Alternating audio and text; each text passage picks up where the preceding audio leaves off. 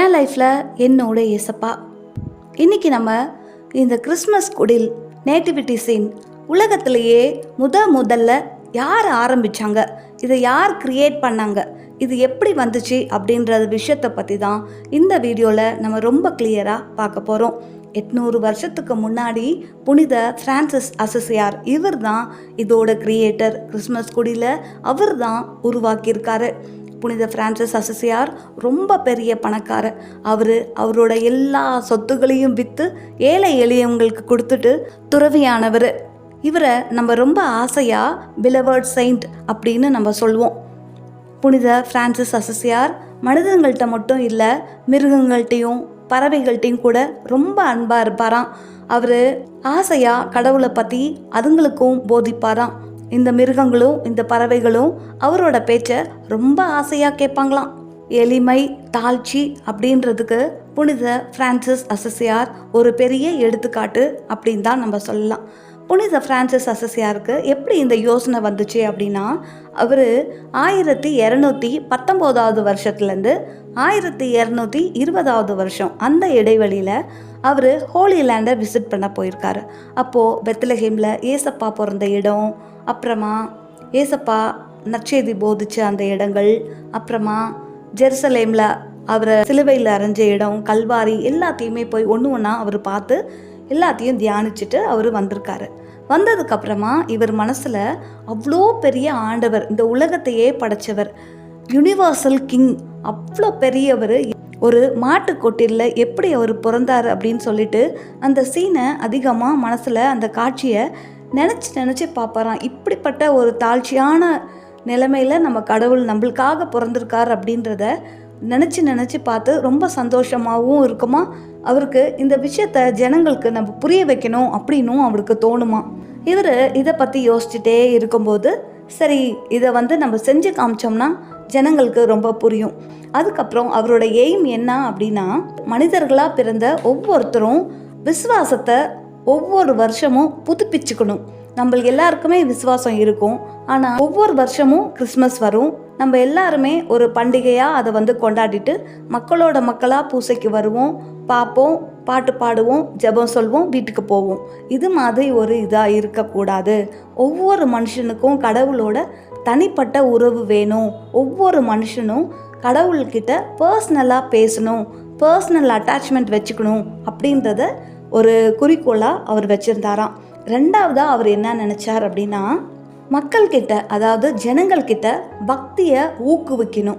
அதாவது மக்களோட இதயம் உலகத்தோடையே சுற்றி அப்படியே இல்லாமல் அவங்களோட இதயத்தை ஆண்டவரோட இதயத்தோட அப்படியே க்ளோஸாக வைக்கணும் அப்படின்னு அவர் ஆசைப்பட்டாராம். மூணாவதாக அவர் என்ன நினச்சார் அப்படின்னா, பரிசுத்தமான அந்த கடவுள், அவ்வளோ பெரிய இயேசு ராஜா எப்படி ஒரு எளிமையாக ஒரு மாட்டுக்கொட்டிலில் பிறந்தார், நம்மளுக்காக பிறந்தார் அப்படின்ற அந்த விஷயத்த ஹைலைட் பண்ணி காமிக்கணும், ஜனங்களுக்கு அதை பெருசாக காமிக்கணும் அப்படின்னு நினச்சாராம்.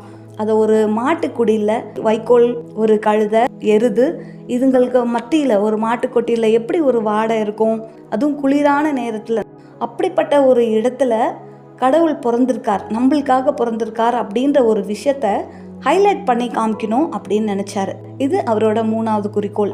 நாலாவதாக அவர் எப்படி யோசிச்சார் அப்படின்னா, அதாவது பைபிளில் ஃபாதர் படிப்பார், பெத்லஹேம் ஊரில் தாவீதின் குலத்தில் இந்த மாதிரி ஏசப்பா ஒரு மாட்டுக்கொட்டிலில் பிறந்தார் அப்படின்னு சொல்லி வாசிப்பார். அதை நம்ம எல்லாருமே காதில் கேட்போம். ஆனால் காதில் கேட்டு நின்று போகாமல் அந்த காட்சியை அப்படியே கண்ணு முன்னாடி கொண்டு வரணும் அப்படின்னு அவர் ஆசைப்பட்டார். இதுதான் அவரோட நாலாவது குறிக்கோள். அதனால தான் ஜனங்களுக்கு இந்த 4 விஷயத்தையும் அவங்க மனசுக்கு புரிய வைக்கணும் அப்படின்னு ரொம்ப ஆசைப்பட்டார். இந்த விஷயங்கள் அவர் ஹோலி லேண்டை விசிட் பண்ணிட்டு வந்ததுக்கப்புறம் அவரோட மனசில் ரொம்ப ஆழமாக ஓடிட்டே இருந்துச்சு. 1223 வருஷம் நவம்பர் மாதம் புனித பிரான்சிஸ் அசிசியார் இருக்கிற ஊர் இத்தாலி தேசத்தில் இருக்க கிரேச்சோ. அந்த இடத்துலேருந்து ரோம்க்கு 50 மைல் கடந்து போகணும். அப்போது இவர் ரோம்க்கு போகிறார். போய் போப்பாண்டவர்கிட்ட பர்மிஷன் கேட்குறார்.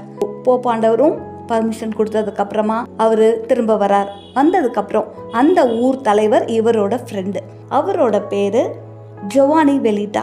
அவர்கிட்ட சொல்கிறார், இந்த மாதிரி ஒரு குகை அமைக்கணும், அங்கே நிறைய வைக்கப்புல்லெல்லாம் போட்டு நிஜமான மிருகங்களை உள்ளே வைக்கணும், இது மாதிரி ஒரு சீன் எனக்கு அமைச்சித்தாங்க அப்படின்னு சொல்லிட்டு அந்த ஊர் தலைவர்கிட்ட, அதாவது ஜொவானி வெலிட்டா கிட்ட புனித பிரான்சிஸ் அசசியார் சொல்கிறார். சொன்னோன்னே இவரும் அதே மாதிரியே ஒரு குகையில் நிஜமான மிருகங்களெல்லாம் வச்சு வைக்கோலெல்லாம் போட்டு ரெடி பண்ணி அவருக்கு தராரு. இது எப்போ நடந்துச்சுன்னா கிறிஸ்மஸ்க்கு ஒரு 2 வாரத்துக்கு முன்னாடி இது மாதிரி எல்லாம் செஞ்சு அழகாக அமைச்சு கொடுக்குறாங்க. அப்போது பிரான்சிஸ் அசசியார் ஜனங்களை எல்லாரையும் பூசைக்கு இன்வைட் பண்ணுறார். அப்போது ஜனங்க எல்லாரும் பூசைக்கு வரும்போது டார்ச்சும் கேண்டில்ஸும் கொண்டு வராங்களாம். ரொம்ப அந்த இருட்டு நேரத்தில் அந்த டார்ச் லைட்டு வெளிச்சத்துலேயும் கேண்டில் வெளிச்சத்துலேயும் அந்த அட்மாஸ்பியர் ரொம்ப வார்மாக ரொம்ப சூப்பராக இருந்துச்சு அப்படின்னு சொல்கிறாங்க. அப்போது ஆண்டவரோட எளிமையை பற்றி, அவ்வளோ பெரிய கடவுள், இந்த உலகத்தையே படைச்ச அந்த கடவுள் தன்னோட ஒரே மகனை இந்த உலகத்துக்கு எவ்வளோ சிம்பிளாக நம்மளுக்காக அவரை அனுப்பியிருக்கார் அப்படின்ற விஷயத்தை பற்றி அவர் அப்படியே பேச பேச பிரசங்கத்தில் அழுதுட்டாராம். ஜொவானி வெலிட்டாக்கு ஒரு காட்சி தெரிஞ்சிருக்கு. குழந்தைய 2 கையால் தூக்கி அப்படியே நெஞ்சோடு அணைச்சிக்கிட்டு அப்படியே தாலாட்டு பாடினாராம் புனித பிரான்சிஸ் அசசியார். இப்படி தான் இந்த குடில் உருவாச்சு. இப்படி தான் குழந்தை இயேசப்பா அந்த குடிலுக்கு வந்தார். அதுக்கப்புறமேட்டு தான் நம்ம இப்போது சூசேப்பர், மாதா, குழந்தை இயேசப்பா, 3 ராஜாக்கள் இப்படி எல்லாரையும் வச்சு நம்மளோட வீடுகள்லையும் கோயில்களையும் நம்ம அழகு பார்க்குறோம். ஆனால் உண்மையான அந்த மீனிங்கை நம்ம புரிஞ்சுக்கிட்டு நம்ம செயல்பட்டோம் அப்படின்னா ஆண்டவர் நம்மளோட இதய குடிலையும் பிறப்பார், நம்மளோட வீடுகள்லையும் ஆண்டவர் நம்மளோட தங்கி இருப்பார்.